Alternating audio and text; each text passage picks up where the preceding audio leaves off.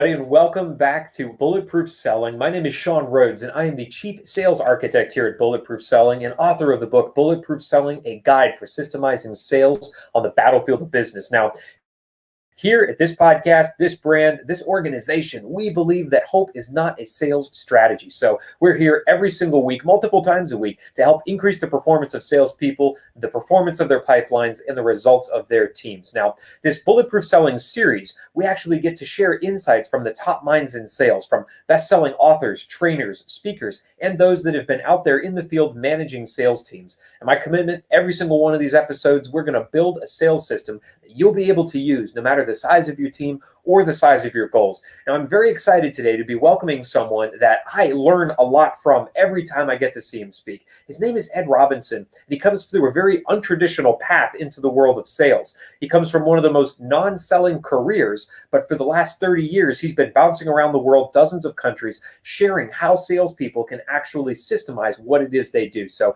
obviously, we're going to have a great conversation here. Ed, sir, welcome to Bulletproof Selling. Sean, thanks for having me here. I really appreciate being here. Now, Looking and for forward those that to hanging out with you. yeah, well, sir, I know you and I could actually sit here for hours because that's how much I have respect for the work that you do. I've gotten to see you speak live. Well, tell us, for those that don't know about you, tell us about your career path. What got you into the world of sales through this, very non-traditional route where you came out of the world of accounting, if I'm correct, right? You're absolutely right, and you're right. It is not the normal path to sales. However, I had a couple of accounting practices where I was, quote unquote, the Rainmaker. And the Rainmaker, paraphrase, is basically bringing in revenue into the firm and bringing in new clients. So I was in that space, in addition to doing taxes, auditing, and write-up work. I was in that space focusing on bringing in clients, and we started bringing in clients in groves, quite frankly. I was able to build a practice, sell it, and then build another one and subsequently sell that as well. Wow. But because of that, I realized I enjoyed the sales side and sold my practice to my employees and went on and started being a consultant to what I call the ABC industry. Attorneys, bankers, and CPAs. But I work with entrepreneurs in general to help them put together systems and strategies to build and lead their sales force. So as a Rainmaker, oh yeah, go ahead, sir. Yeah, go ahead. A weird thing that oftentimes in my space, they don't call it sales. I mean, you and I, we know it's sales. But when you get into accountants and financial planners, et cetera, they'll call it business development. I say they're synonymous, other than the fact a lot of salespeople don't have to do the marketing side. So I do both the marketing and the business development, or the making sales happen work. Now, the thing that I love about the idea of a rainmaker, so this metaphor of what great salespeople should be like rainmakers. There's this analogy that's used a lot, and I'm sure you know it, where you could either be a rainmaker or a rain barrel. And the rain barrels are the ones that just kind of sit there, wait for leads to fall in their lap. They rely on hope as their strategy. So I'd love to know from you, and 30 years coaching service providers, private practices, and how to be rainmakers, where have you seen salespeople, business development people rely on hope more than they should in their sales processes? Well, Sean, I'm with you. I'm still stuck on rain barrel, and it's like that's an analogy. I like that. But what I see a lot of people do is they'll reach out to 2 or 3 people and 4 or 5 people and have a great conversation as it relates to sales, and will hope for the next 3 to 4 months that conversation will segue into actual business. And that hope side of it is not good enough. I think you and I are aligned. I have this thing about three S's to sales success. First S, you have to have a strategy. What is your growth? Do you have growth strategies or growth goals? But in addition to strategies, Sean, like you share, they have to have a system, which is our second S. A strategy, the next is system. How do you make it systematic so it's plug and play, whether it requires your time or someone else can jump into that space? And the third S is a little bit different. The third S is more for my entrepreneurs, but the third S is scalability. Can you have a strategy, have a systematic way of accomplishing that, but then it becomes scalable so that anyone can do it. You can have spin-off, and it doesn't require your time, my time, or their time to constantly grow that and to make it rain so that you have revenue coming in. And for the salespeople that you've coached over the years, because they're largely in the service industry, it sounds like, bankers, accountants, that area in that field, where they're not selling widgets, right? There's Right. no catalog that you can show somebody that says, well, here's my hard cost and here's the margin I'm taking, and here's what we deliver to you in a nicely packaged box on your doorstep. It doesn't work like that. And so Correct. COVID, I know, really affected the way that service providers sell what they do, because it used to be in-person meetings. It used to be that long relationship building process where we'd go golfing and I'd take you out to lunch, and all these things would usually happen traditionally on the route to becoming a client. And so what did you see change in the last year and a half with COVID in all of the people that you're coaching for service providing sales? Actually, especially in my industry where you're talking about professional service providers, they actually thrived in that space primarily because, first of all, they didn't want to go networking. They didn't want to go and talk to people one-on-one normally. So that if they have Right. people that, one of the things that I suggest to people is doing video, these little vignettes of 2 to 3 minutes of how your clients and how your service can help them move forward. So they have a lot of those vignettes there. So a lot of the incoming revenue or the incoming prospects are saying, how can that strategy help me grow my business? Can you hold my hand and tell me how that's going to work? So now that service provider can get online, share that video, and then talk to them and find out specifically, with specific questions, of course, what does it take to actually make that happen in my firm? So I've really had to help them enhance their storytelling ability. Basically share a story of how this has a positive, some people in sales call it similar situation. I had another client that was in a situation like yours, and let me share with you what we've done to help that. And these are the results that happen as a result of this strategy, this system, or this process. And sharing that, the ability to articulate that is the key to getting to a yes. Do you find that those videos are best done as kind of one-offs, like extremely customized? Like I'd say, hey, Ed, Sean Rhodes here, a client just like you or a client in a similar situation, and then to name your town, your business, your client? Or is it something that I can create once and really spin off to a lot of different prospects? What's your recommendation on that? That's an excellent question, Sean. And I say it's an excellent question because it makes me go into my think tank there.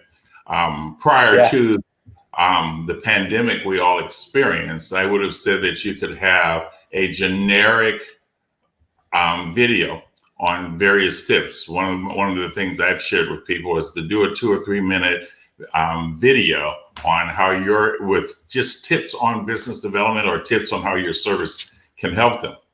But post-pandemic, now it's like, okay, there's a lot out there. I need to know specifically that Sean has a product or service that can help me.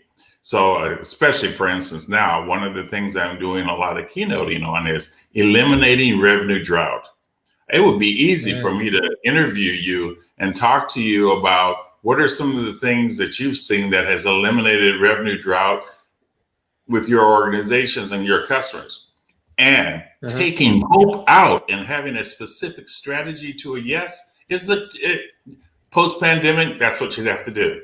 We're all, let's say, time is one of our issues.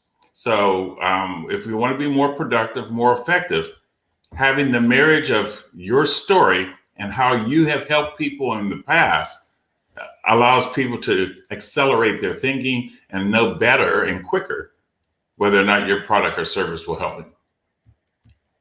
So often on the professional service side, I know these folks do end up in that revenue drought. I refer to that as feast or famine, because so often I'm the person selling what it is that I deliver. And once I get a bunch of clients onboarded, well, now I'm in delivery mode. And suddenly those Absolutely. contracts wrap up, or I realize I've got another growth goal because my family wants a beach house or whatever it might be, right? I want to make more commission here. And so I realize I don't have enough people in my pipeline. And when the contracts fulfill or these people get done paying me, suddenly I'm looking at a blank slate again. And the bills are due every month, but the revenue's not coming in, on that regular salaried kind of track that I would have if I was working as a W-2 somewhere. So I Absolutely. love the idea of making revenue more predictable for professional service providers. I consider that almost like maintaining an engine, in that I don't just want to pour gas in once a month and then run it hard and wonder why I'm stuck out in the middle of nowhere when I end up with a dry tank. I have to put oil in this thing. I've got to feed it. I've got to maintain it. What are some of the top pieces of advice that you have for professional service providers that are now experiencing that revenue drought as we all begin to come out of the pandemic? Well, Sean, you're right. You and I can talk for hours, my friend. I mean, we can talk for hours. But here's really the message that I would convey from what you just shared is don't allow yourself to be the only person bringing in the rain. Historically, in the professional service firms, and it's usually the person who starts the firm or 3 or 4 people who start the firm will be the key rainmaker. And they're the ones who will go out and find the clients and bring them in. And what I'm suggesting is everybody has the potential to be a rainmaker in the firm. So if you're a leader of an organization, one of the things I preach is that you want to build a left and a right arm. And in essence, when you're building that left and right arms, you're mentoring them as well as coaching them with what skills are necessary for them to really succeed. Rainmaking is a must, that client relationship skills. So if you can get more people in the firm who is focused on that, that's one. But let me tell you another one, Sean. In the world we live in today, there's so much artificial intelligence, so much digital marketing. For instance, I have 52 tips on making it rain more business in your organization. And therefore I have 52 2 to 3, sometimes 4-minute videos that automatically go to my clients. And it's usually my clients, not my prospects, but it automatically goes to my clients every week. Once a week, that's why I have 52. Something goes out there. And it's not asking for business. It's like, is this an idea you thought of? Is this something that you can do to enhance the processes and the systems you currently have in place? So every week it's going out and it's triggering. So even if I'm busy, somewhere speaking, somewhere working, or if my marketers or my salespeople are doing something specifically, not to that prospect, they're being touched. And the fact that you can touch people on an ongoing basis really helps maximize your potential for getting more revenue. Now, I'm curious why you focus those on customers rather than prospects. And I know you have a good reason for it, which is why, if our listeners are assuming the same thing I am, it's like, well, I want more business in the door. So why am I creating 52 videos for people that are already paying me? So I would say I'm glad you asked that question, but I was hoping you would. Oh, okay. I've come up with some That reasons why you would want to do it with your customers, but I want to hear it from you. Takes me to a truth serum. The truth serum is I was stupid. Because at first it was like, let me just give it to the people who've already paid for my services so that they're getting additional ideas. So I loaded it on YouTube. I made it private, made it accessible only to people who have hired me. And I realized that's 52 marketing opportunities I have out there to go to people who have not heard of me before. Now, there's a statistic. Everybody are familiar with the Pareto rule, where 80-20. 80% of your revenue comes from 20% of people you know. But there's another part of that. 90% of your brand new prospects are people who have no clue who you are today. 90% of your new business and your new revenue streams are from people you don't know. Therefore, you're right. I need to take it out of private, put it out for the public, and make it available for anyone. And I would send it through my database, my client relationship management tool, and basically allow everyone on that database to receive a tip every week. And the critical thing is, when I first made it private, I was giving information and saying, hey, let me tell you about what the Rainmaker can do to help you. And in today's environment, you don't need to be constantly selling. Give them tips, give them ideas, let that rest in their mind so that eventually they'll reach out and touch you. So because information is so readily available, smart people will do their homework today and then come back to you with you as a potential source or resource to help them. Allow them to do that. So you're right. I need to make it available to the public. I think there's a system in here that might benefit other salespeople. So let's dive into this, because this is something that I know I need to do, right? And so if Mr. Systems guy over here knows that he's getting a great idea from Ed, then hopefully our listeners are like, okay, maybe there's something to this. So if I'm building these video assets, the first thing I want to know is something that you already alluded to, which is you don't have to sell with these videos. These are 3 to 4 minute videos where you're actually just answering a question or providing value in the lives of your prospects, could be your customers as well. Absolutely. And so I want to know at first, how do you develop 52 separate ideas? I mean, I know you're a speaker and a writer, so you probably just get this done on an airplane ride. But if I'm in sales and I'm banging the phone all day and sending emails, how do I catalog 52 separate things that I could create a video to address? Wow.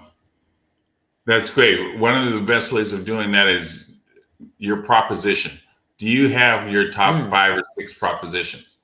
And if I have a value proposition for my client, I can probably take that any given value proposition and weigh it 3 or 4 to 10 ways and have a tip under each of those value propositions on how that my product or service can help you.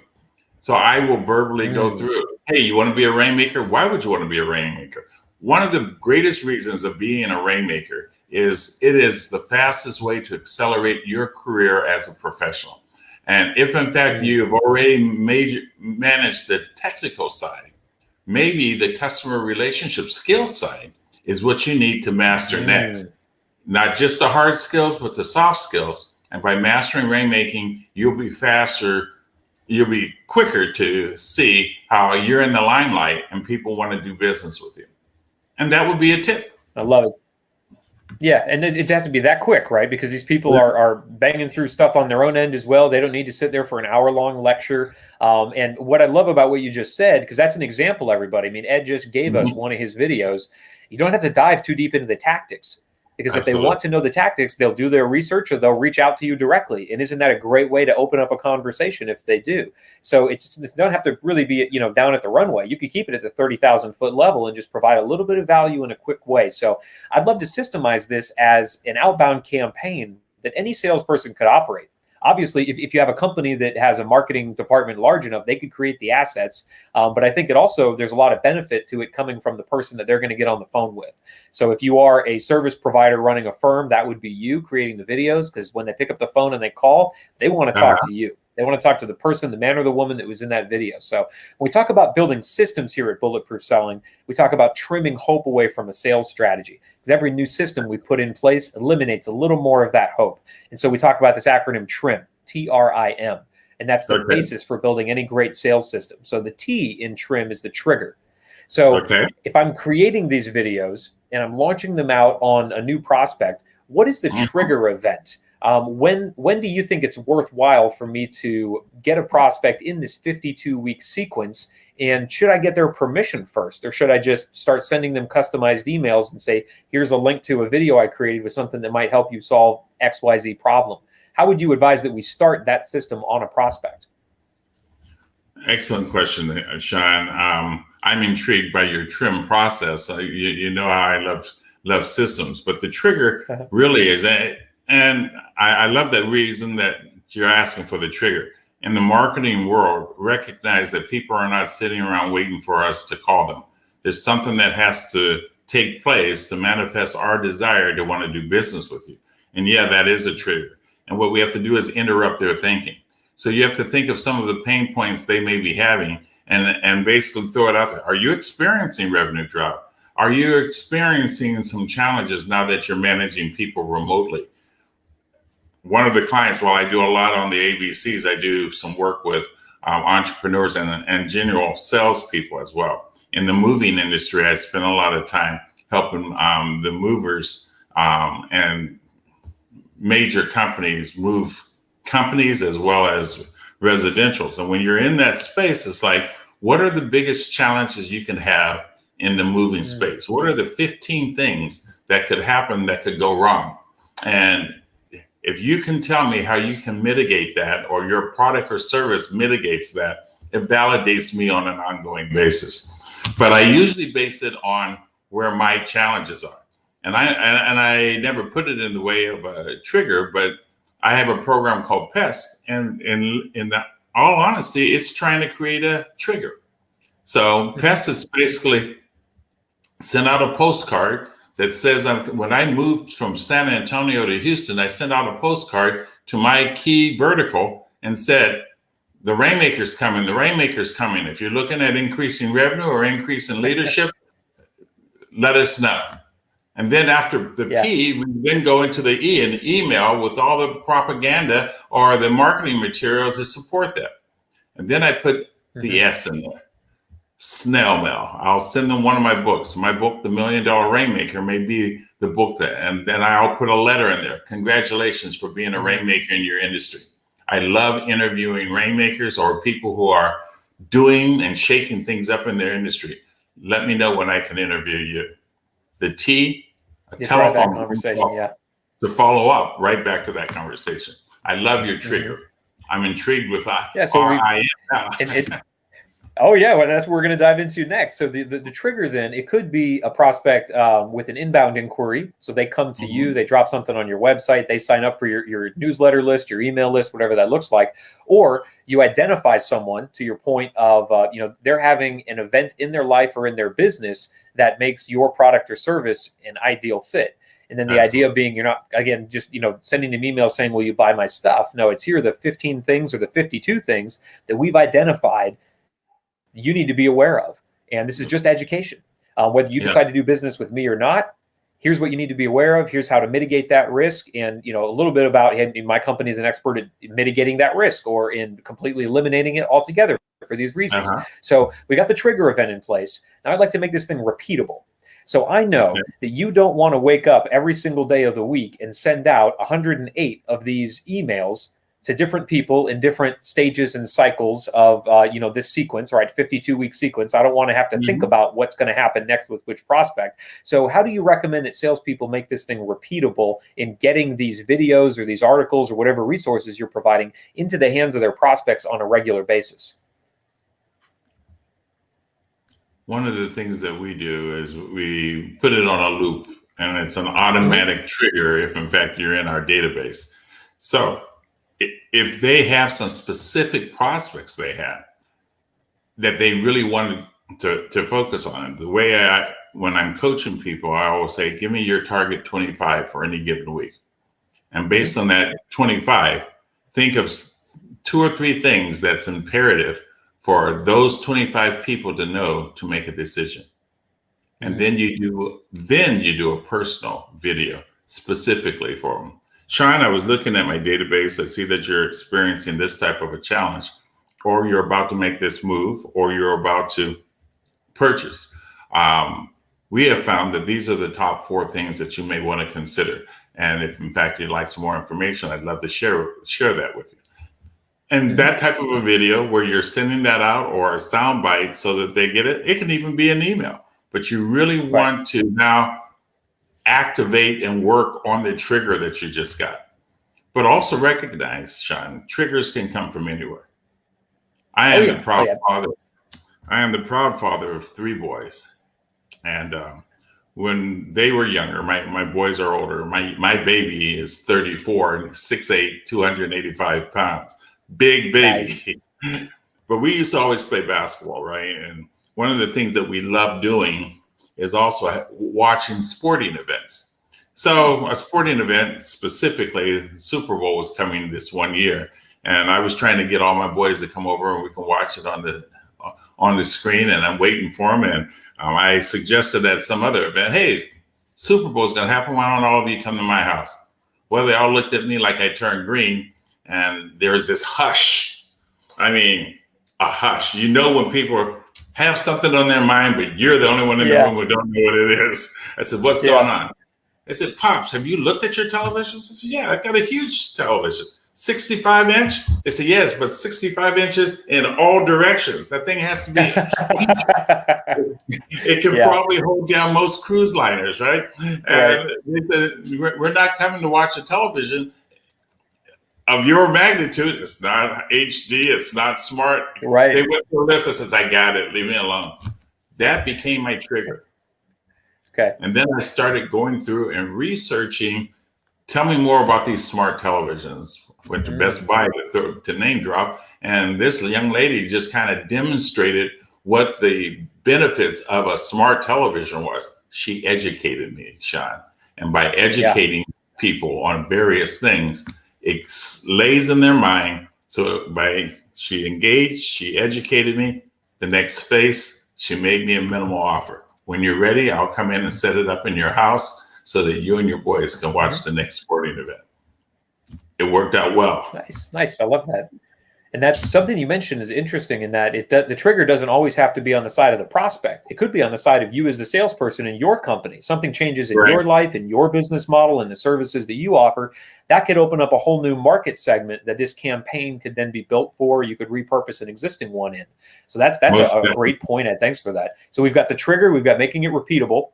House it outside of your head. And you can either make it, large scale, so you could scale it out to hundreds or thousands of people via a database and an email, or you could make them personal. Like you said, identify your top 25 and just create custom personal videos for each of those folks. So we've got the trigger, making it repeatable. Now I want to use the I in this method, which is making it improvable. So how do I improve this along the way so that by week 51, I'm a lot better off at doing this than I was at week 1? Is it improving the content, the video quality? The people that I'm bringing in, maybe I bring in an expert for a couple of seconds, to talk about that particular thing. So it's not just coming from Sean, it's coming from a peer in the industry or a past client, even a testimonial. I mean, what are some ideas that you've come up with to improve these videos over the course of a year? Another excellent question, Sean. One of the things that I share with my clients as a critical buying tool is collaboration. If you work with your client and tell them some of the things and say, if you were in that situation, how would you handle that? And they're starting to give you ideas, and you're taking those ideas that go well with your solution. And therefore, the two of you have collaborated. And the best benefit of a collaboration is them taking ownership in the solution. And now that they own the solution, in addition to you owning the solution, it's easier to move into that space. So I'm a big believer of collaborating and knowing what are the things that customers are looking for when they're buying your product or service. Sometimes it's your experience in the industry. Therefore, it's imperative that you share your story of how you got into the industry and what you've done. Again, similar situations, or let me tell you the reasons I did this. And I tied that to the reasons I got into helping people become Rainmakers. When I was first asked, working in the public accounting, that I needed to go and find clients, I almost had a heart attack, man. I mean, I'm an accountant. I'm a geek. You see this protector. It's right here. It's there, man. It's there. And it's like they're asking me to sell. It's like, no way.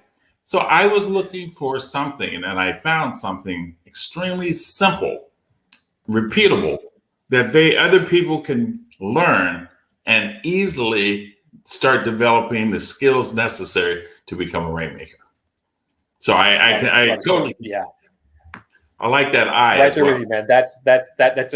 I love what you just said too, that your plan for 52 weeks, maybe you've mapped that out into 52 ideas or just a dozen ideas. Maybe you don't want to run the whole year. You just want to run for a couple months. But in week 6, something happens in your industry. You get some feedback from a client. Well, this is what we really loved about working with you, or you were able to solve this massive problem. That should be used to dynamically update what it is you're going to be talking about in your remaining videos, your remaining emails. So improve it along the way based on what you're hearing. So it's super relevant, super up to date. Don't get stuck in needing to execute the entirety of your plan just because you made it 6 months ago and you want to keep on track. allow the plan to modify based on what the economy is doing, what your industry is doing, and your customers are doing. So that's great. Now, the final bit, I think you're really going to like, Ed, because this is where we dive into the metrics of the thing. M is measuring this. And there are two ways that usually a sales leader will need to measure the use of a system. One is, how do I make sure my salespeople are doing this? So if I'm the principal of a firm and I've got everybody on my team and I've said, we're all going to be Rainmakers this year, develop videos, send them out to your prospects and your customers. First, how do I know that they're doing this? How can I check on that? How can I check in with them on the effectiveness? And two, how do I measure the effectiveness of this new strategy? Because it does take time. Right, this isn't something that just happens when you sleep. You have to take the time to make the video. If they're customized, everyone has to be made individually. Well, how do I measure to see, is this thing effective in actually making it rain? Yeah, you bring up a great point there, Sean. And fortunately, many of my clients are good at this, and a lot of them are not. And that is reverse engineering the entire selling process so that you have key performance indicators to know that they work. If in fact I want to grow my business by $1 million, I have to reverse engineer that. And if you don't mind me doing some quick math, if I'm reverse engineering a growth of $1 million in any given year, I take that divided by 12, I end up with 333. Let's make that 84,000. So if I need 84,000 a month and I'm going to break that into a week, and now I'll need 21. So if I need $21,000 in any given week, and I'm looking at my suite of products or service, I'm asking myself, what mix do I have to have for me to make that happen?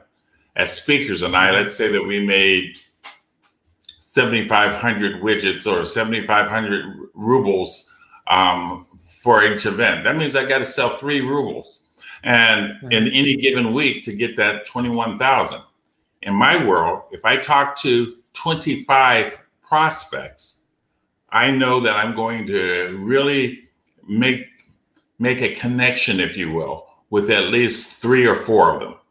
So my first key performance indicator is to reach out and touch 25 businesses in any given week so that I can make that happen. And then after touching those 25 people, how many of them are gravitating to it? And what if it's only 2? Then I know I need to up it. If I end up with 5, maybe I need to lower it. But I need to constantly stay engaged in the process so I know whether or not the numbers are valuable. So it's not the million. The magic number is the 25 calls. And if I'm making 25 touches to prospects, I'm going to see if my thinking or the engineering or the reverse engineering is going to make the activity work of what I'm trying to accomplish. I'm looking for results and outcomes. I have to really measure, reverse engineer to get to those outcomes. So that's what I do. Checking to make sure that those videos are producing inbound calls, that they're producing conversations. And then out of those conversations, like you said, to engineer, how many conversations do I need to have to generate a client? Absolutely. Or, to really and you could begin tracking this easily, of course, through a sales cycle. Maybe your first conversation rarely produces a client. It's the 4th or 5th conversation in the 2nd month, whatever that might be for your industry. So to begin to track that through the use of these videos as an extra touch point. And so we've got that done. Now, you mentioned something interesting about the dynamicness of actually using these videos as a sales team.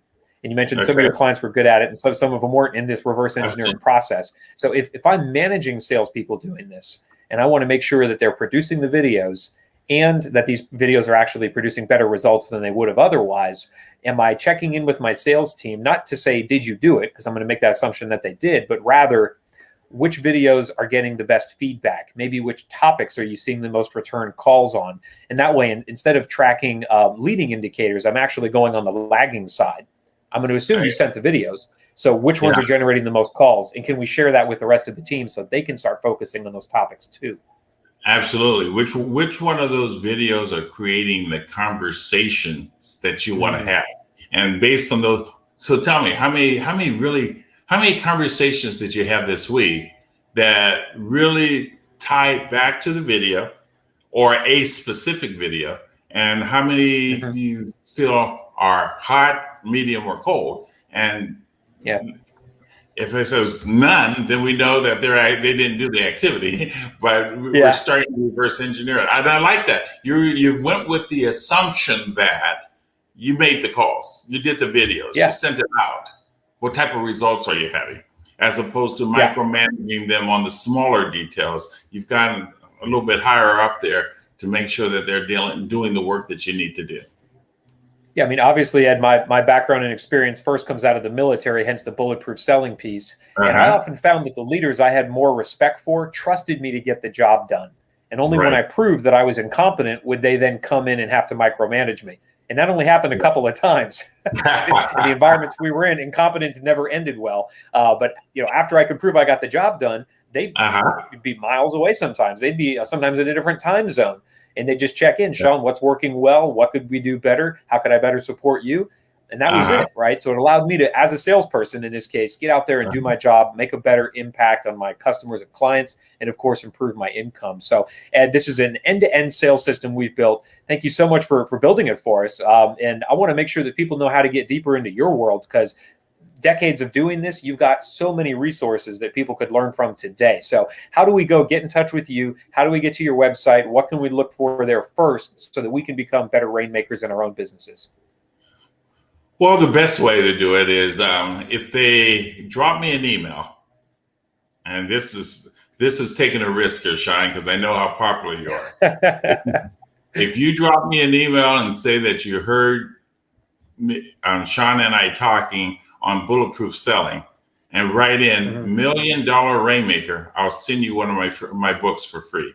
But you have to put in Bulletproof Selling. It has to be there. And if in fact you're interested in reaching out to me, my email is ed@edspeaks. If you want to find out more about my speaking and the clients I service, my website is edspeaks.com. So. Yep. If you're in a professional services firm, you would not be wasting your time at all. Probably better than whatever you did have on your calendar. In fact, wipe it off the calendar, get to edspeaks.com, learn about Ed, the work that he does. And even if you're not in professional services, I mean, every time that I get to sit down with Ed and be in his audiences, I learn something that helps me. So make sure that you are reaching out to Ed and connecting with him. For us at Bulletproof Selling, of course, make sure you're following us on Facebook, LinkedIn, and YouTube for these live streams. If you can't catch them live, they're all archived there, absolutely free. And the podcast we release every Monday is also on iTunes, Stitcher, and Spotify. So for more sales systems to help you replace hope with certainty, to improve your pipeline performance, make sure you're flying by our website as well at bulletproof-selling.com, where new resources are released every day of the week. So Sean Rhodes here. It's been a pleasure serving you. Ed, let's get out there and make selling bulletproof. All right. You take care.